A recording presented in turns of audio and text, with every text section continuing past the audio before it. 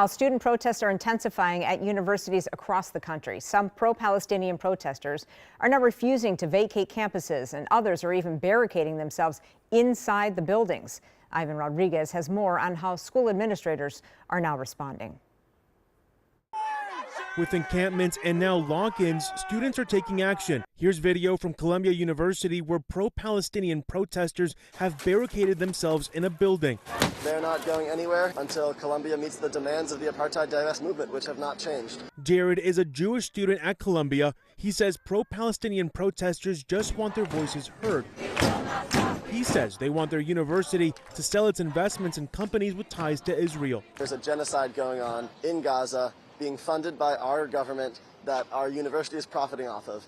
And I think that if they can use some tactics to portray us all as some sort of hateful mob, then they can go on with ignoring our message. Columbia says the students occupying the building face expulsion and that it would not divest.